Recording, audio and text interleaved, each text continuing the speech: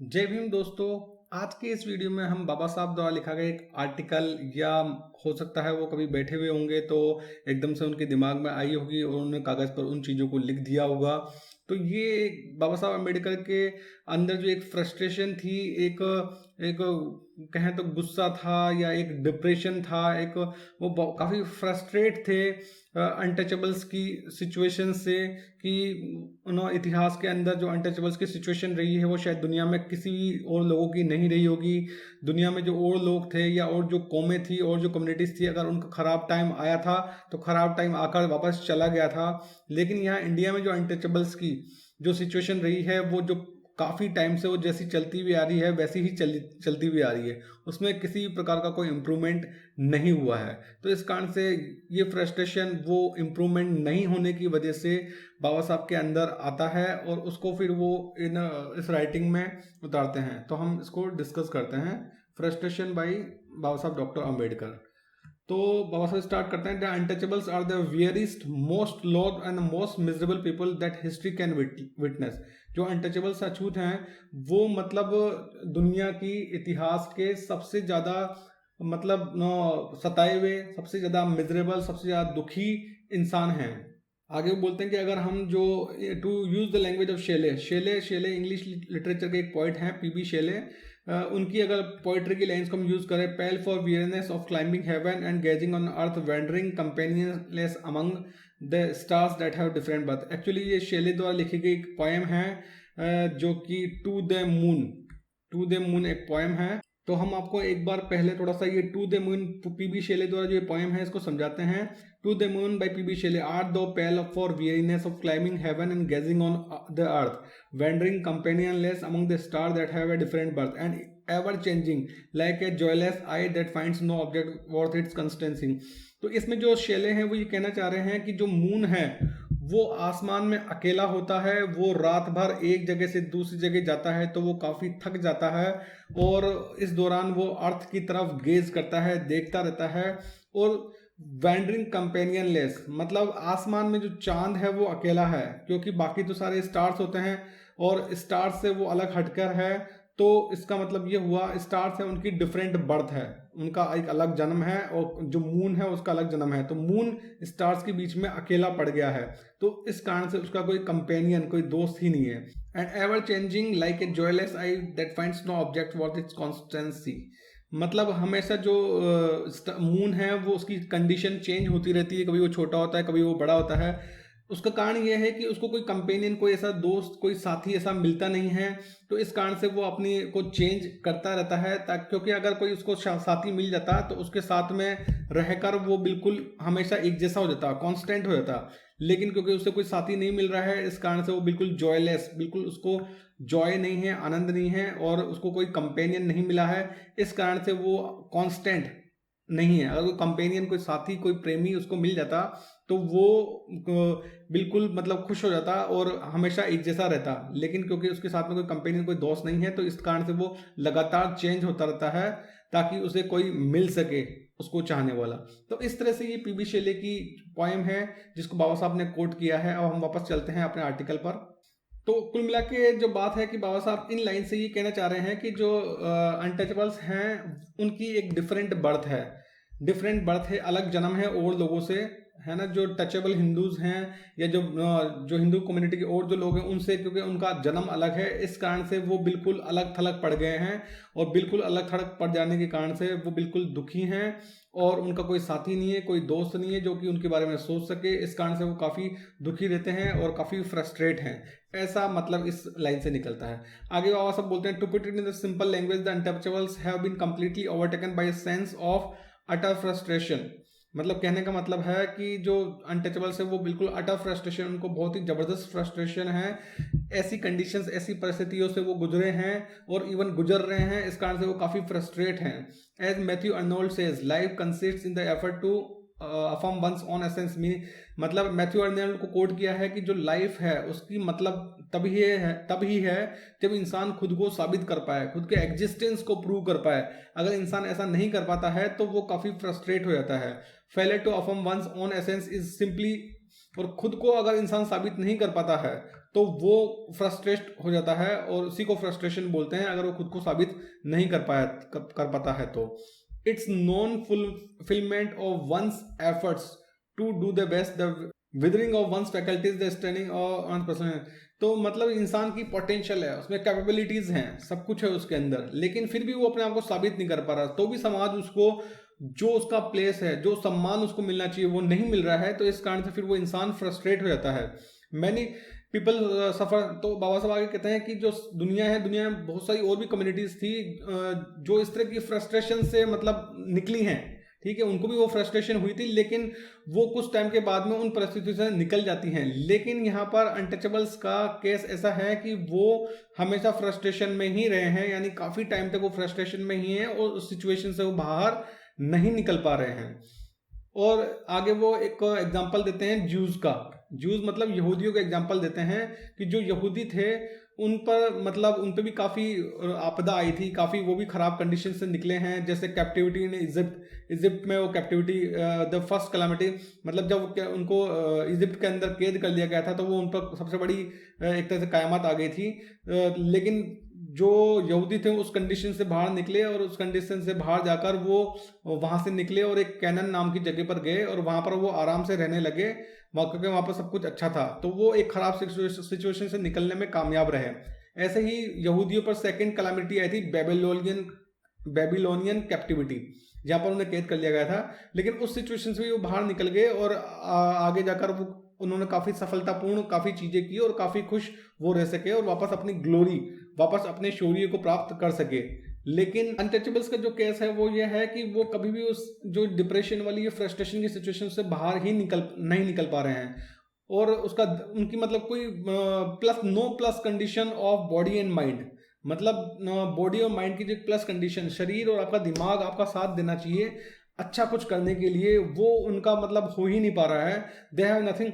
और उसका कारण यह है कि भाई उनके पास्ट के अंदर ऐसी कोई चीज़ है ही नहीं जिससे उनको इंस्पिरेशन मिल सके कि वो फ्यूचर के अंदर वापस राइज कर सके, ठीक है। और ये सब चीज़ें उनकी गलतियों के कारण से नहीं है। ऐसा नहीं है कि उनकी गलतियों के कारण उनमें पोटेंशियल नहीं है, स्टेमिना नहीं है या कैलिबर नहीं है।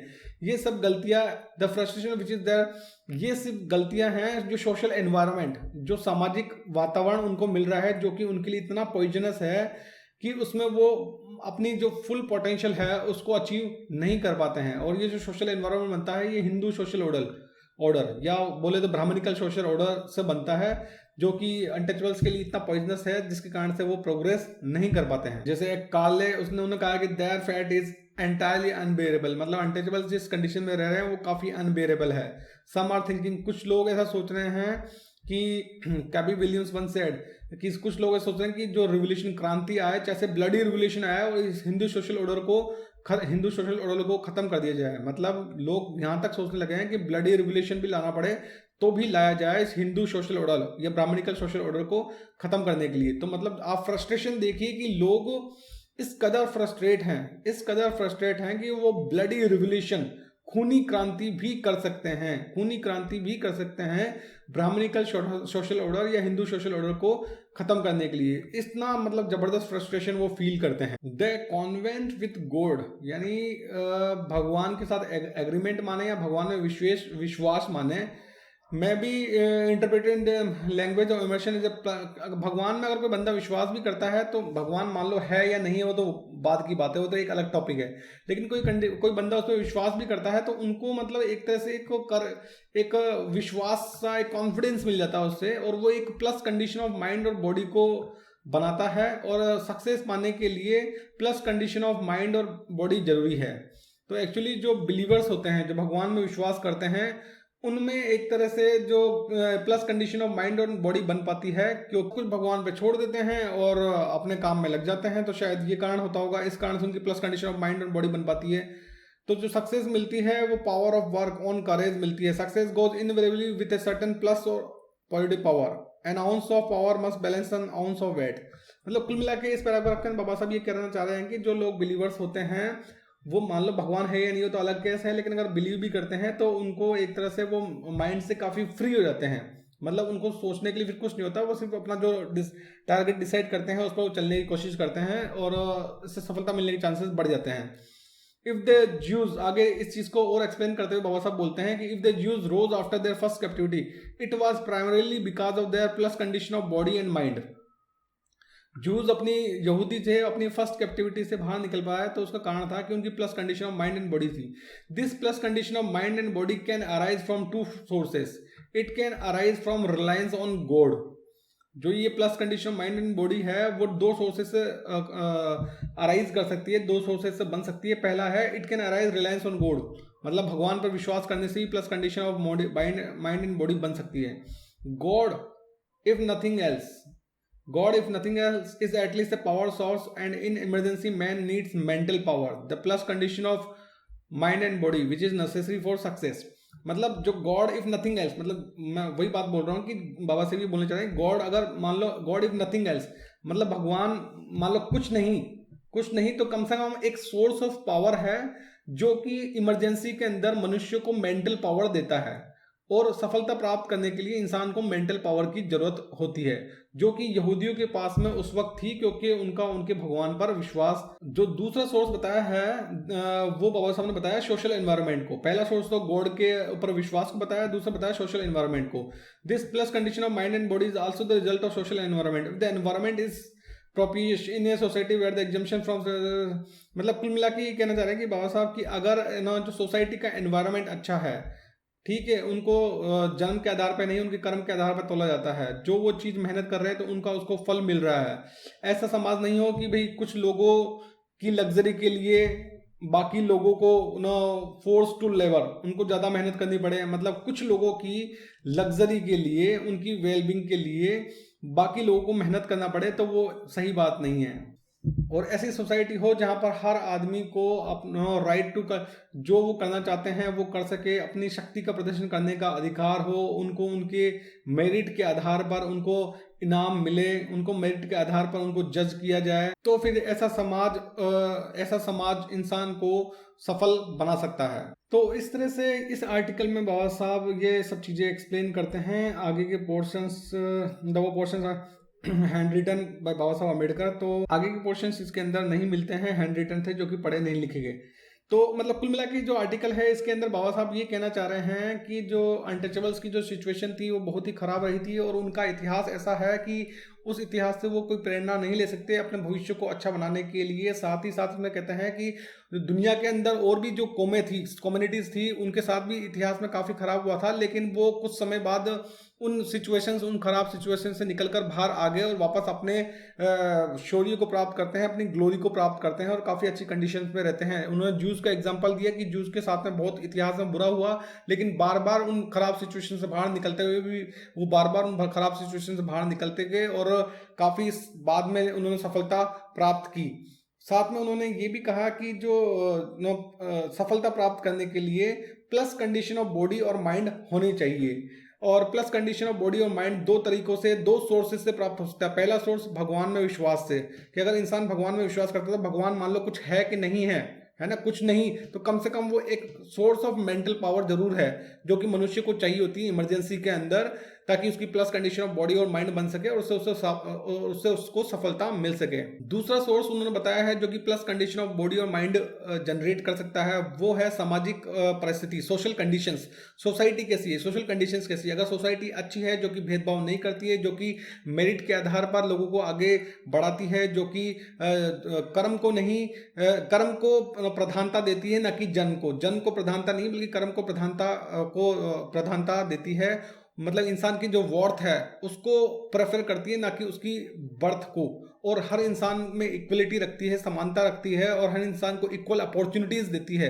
तो अगर इस तरह का अच्छा समाज है तो भी वो प्लस कंडीशन ऑफ बॉडी और माइंड बनाते हैं जिससे इंसान को सफलता मिल सकती है। अब यहाँ पर मतलब मैं अगर अपना ओपिनियन रखूं तो यहाँ पर अनटचेबल्स के केस के अंदर जो फर्स्ट केस है भाई, जो बिलीफ ऑन गॉड, अगर वो बिलीफ ऑन गॉड करे भी तो किस पे करें, क्योंकि जिस तरह की जो मनुवादी व्यवस्था बनी हुई थी उसमें तो ये कहा गया था कि भगवान का आदेश है कि वो नीची जाति बनकर रहें, वो अछूत बनकर रहें, वो भगवान का आदेश है, ठीक है, तो भगवान के आदेश के तहत वो मान रहे हैं, तो अब वो भगवान पे भी विश्वास कैसे करें जब भगवान ही ऐसा बोल रहे हैं। वो जो धर्म है, वो धर्म ही ऐसा बोल रहा है कि भाई तुम अछूत हो, तुम नीची जात के हो, तो उस पर वो कैसे विश्वास करें।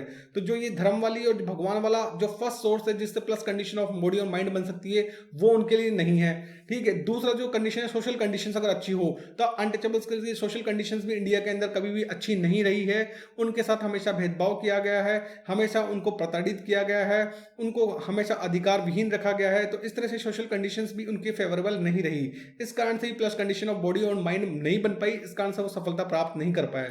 तो ये जो दोनों सोर्सेज बताए हैं, क्योंकि ये दोनों सोर्स ही अनटचेबल्स को, अछूतों को नहीं मिल पाते हैं, इस कारण से उनकी प्लस कंडीशन ऑफ बॉडी और माइंड नहीं बन पाती है। इस कारण से वो सफलता प्राप्त नहीं कर पाते हैं, अपना पोटेंशियल पूरा जाहिर नहीं कर पाते हैं। इस कारण से वो फ्रस्ट्रेट होते हैं और अटर फ्रस्ट्रेशन वही उनकी नियति बन जाती है। इस तरह का कुछ कंक्लूजन इसके अंदर निकलता है। तो आई होप कि ये वीडियो आपको अच्छा लगा होगा। Thanks for watching the video. जय भीम।